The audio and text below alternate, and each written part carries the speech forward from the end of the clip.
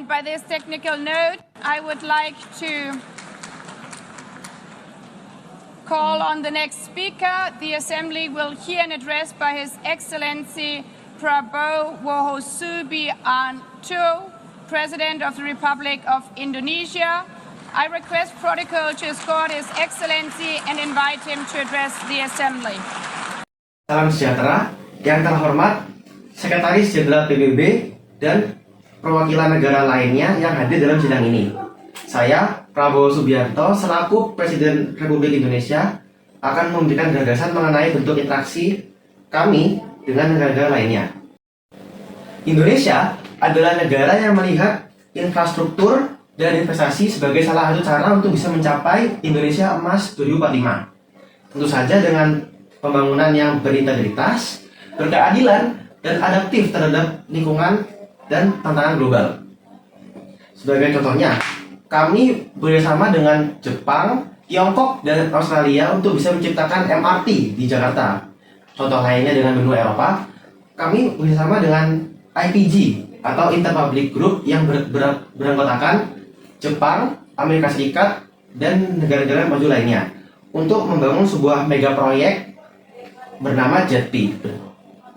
JETP atau Just Energy Transition Partnership adalah mega proyek yang kami jalani bersama-sama untuk bisa mengalihfungsikan energi yang tidak terbarukan menjadi energi yang terbarukan. Nah, kedudukan Indonesia adalah sebagai negara mitra yang membantu untuk mendanai anggaran dana sebesar 21,4 miliar US dollar.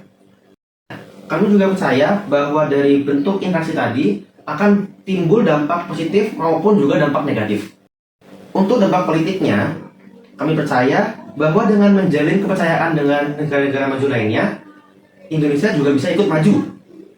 Selain itu, untuk dampak politiknya, kami juga bisa ikut menstabilkan politik kami dan juga meningkatkan posisi Indonesia dalam kancah global sebagai pemimpin energi terbarukan.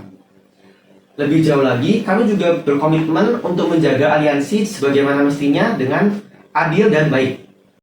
Untuk bidang budaya dan pendidikan, kami juga bisa sekaligus menghimbau dan mengedukasi masyarakat untuk bisa mendahulukan segala sesuatu dengan dasar ramah lingkungan. Lalu, untuk dampak sosial dan teknologinya, kami juga bisa meningkatkan kualitas hidup masyarakat dengan cara modernisasi teknologi yang ramah lingkungan. Contohnya, dengan adanya energi terbarukan akan timbul juga pengaliran listrik yang baik, pengaliran air yang efektif, dan berbagai macam dampak positif lainnya dari energi terbarukan.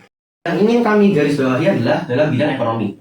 Bidang ekonomi mungkin dampak positifnya adalah meningkatkan lapangan pekerjaan dan akan menarik minat investor untuk bisa berinvestasi di negara kami. Tapi juga tidak bisa kami hiraukan bahwa